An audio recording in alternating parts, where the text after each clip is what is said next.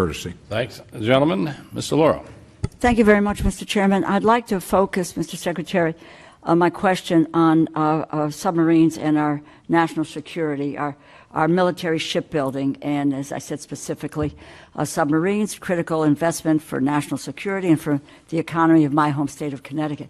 This is a yes or no question, Mr. Secretary. Do you agree that continued investment in the Department of Defense in submarine production is in fact critical to the United States national security and military readiness?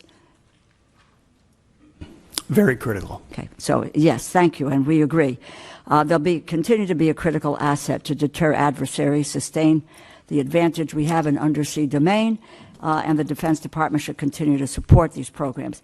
What is the status of the Department's investments in submarine programs?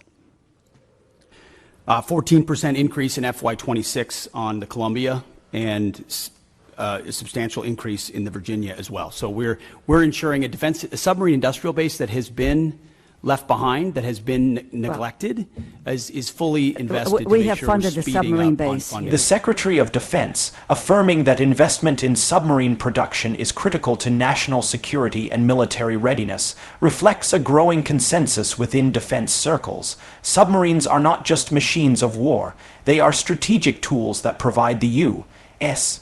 with a stealth advantage, unmatched intelligence, gathering capabilities, and an ability to launch devastating retaliatory strikes if necessary. The Columbia-class submarines are being designed to replace the aging Ohio-class ballistic missile submarines, which are the sea-based leg of the U.S. nuclear triad. This triad, comprising land-based missiles, strategic bombers, and submarine-launched ballistic missiles, is fundamental to the nation's nuclear deterrence policy. Among these three, the submarine leg is considered the most survivable because of the inherent stealth and mobility submarines offer. Losing dominance in this area would make the U.S. more vulnerable to nuclear blackmail or attack, weakening its position in the global order. Therefore, the continuation of submarine investment isn't just about building ships, it's about preserving a nuclear deterrent that underpins all other aspects of national defense. The Virginia-class attack submarines, on the other hand, are versatile platforms used for intelligence, gathering, anti-submarine warfare, land, attack missions, and special operations. These submarines are vital in both peacetime and wartime scenarios, serving as eyes and ears deep in contested waters.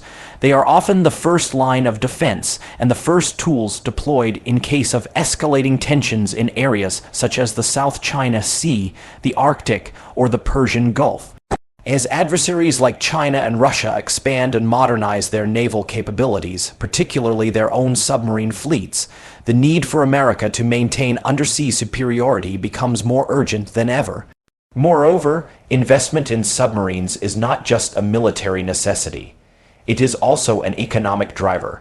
States like Connecticut rely heavily on shipbuilding industries such as electric boat, where thousands of skilled workers contribute to building these sophisticated vessels.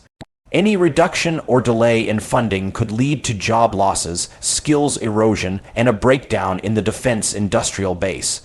Once lost, these specialized manufacturing capabilities are extremely difficult to rebuild, making consistent investment a matter of both security and economic continuity. Your department's initial budget proposal includes incremental funding for the Columbia-class submarine. Is that going to raise alarm bells across the defense industrial base by signaling a lack of commitment to the program? No, we could not, ma'am. We could not be more committed to Columbia. The centrality in the triad, ensuring it delivers on time, it's central to the deterrent and the base of the United States. So do you know how much of a financial hole this will create for the defense industrial base? Will there be a financial hole for the defense industrial base in 2026? A key issue is the department's handling of the Columbia-class submarine funding. The plan to incrementally fund the Columbia program by shifting $1 billion from 2026 and distributing it over 2027 and 2028 has alarmed many within the defense industrial base. Such a decision sends a mixed message to the industry and creates uncertainty about the government's long long-term commitment to the program. Shipbuilders and suppliers depend on clear, consistent funding timelines to maintain workforce levels, manage contracts, and meet delivery schedules. Without that predictability, companies struggle to plan production efficiently, leading to missed deadlines and increased costs. This domino effect not only delays the delivery of submarines, but also weakens the overall defense supply chain. The Department of Defense insists that these funding shifts will not create a financial hole or production slowdown, yet lawmakers challenge that assertion. Congressional leaders have pointed out that while projections may look good on paper, the practical reality on the ground tells a different story. The industry faces immediate challenges in scaling up production, and deferring billions of dollars could worsen those issues rather than resolve them. For shipbuilders like Electric Boat and Huntington Ingalls, every delay in securing contracts and receiving funding undermines their ability to hire skilled labor, invest in infrastructure, and purchase the materials required to build these complex vessels. Compounding the problem is the department's own track record. Earlier this year, Congress approved $7 billion as part of a continuing resolution to fund additional Virginia-class submarines. However, instead of meeting the Navy's advised deadline of February, the department did not act until the end of April. Such a delay illustrates how sluggish decision-making can slow down even the most well-funded programs. Time-sensitive appropriations must be met with equally prompt action, or the intended impact is diluted.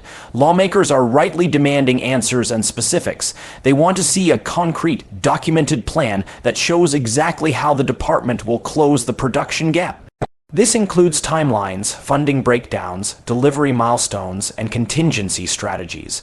Without this level of detail, there's no guarantee that future production goals will be met, and the U.S. could find itself with a fleet too small to meet global security demands. Congress included $5.7 billion for the department to put on contract for 2 additional Block 4 and 1 Block 5 Virginia-class submarines. The Navy advised members that these funds were required to be placed on contract by February of 2025, yet the department did not put funding for the 2 additional Block 4 boats on contract until April 30th. So do we have a plan, do you have a plan for making the necessary investments to ramp up submarine production to the necessary levels?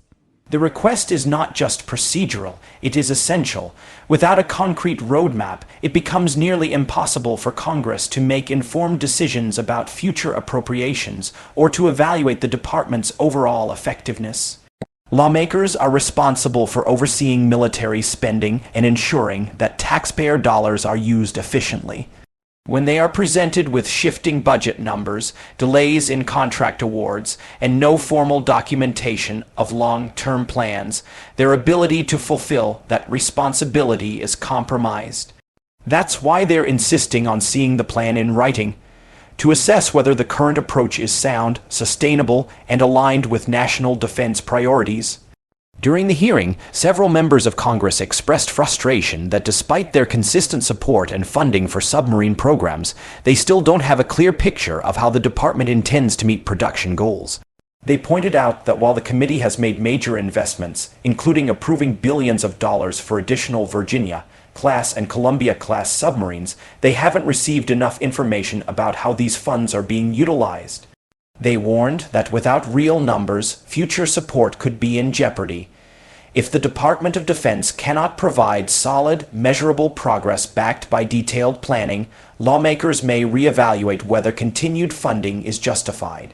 This demand for clarity also stems from the fact that previous administrations allowed certain parts of the shipbuilding program to fall behind. Some lawmakers voiced concern that the department is still cleaning up that mess, and without a written plan showing how it will recover lost time and missed opportunities, there is a risk of repeating those same mistakes.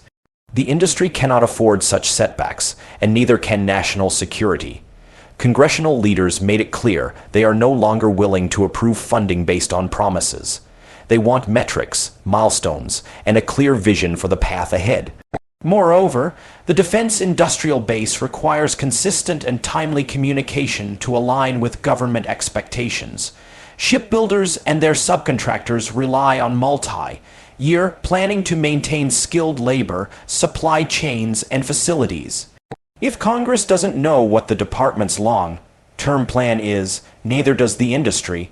This lack of synchronization can have serious consequences: delayed production, rising costs, and ultimately, reduced military readiness. Your plan for the future. Can we get that in writing and on paper so that we know where you're going? Because we don't have anything today. We have zip, nada, and knowing where you're going. You can talk percentages, you can talk about whatever you want, but unless this committee sees dollars and cents and where you're going and what your plan is, then we may reconsider what you need to do to go forward. Give us the details. Congresswoman, we have the details and we will provide Well, then them let's for you. have them before we, and my hope is that we could get to it before we go to a markup within a few hours here today. I yield back my time, Mr. Chair. Gentlelady yields back her time. The Dean of the House, Chairman Rogers. Thank you, Mr. Chairman. Welcome, gentlemen and lady.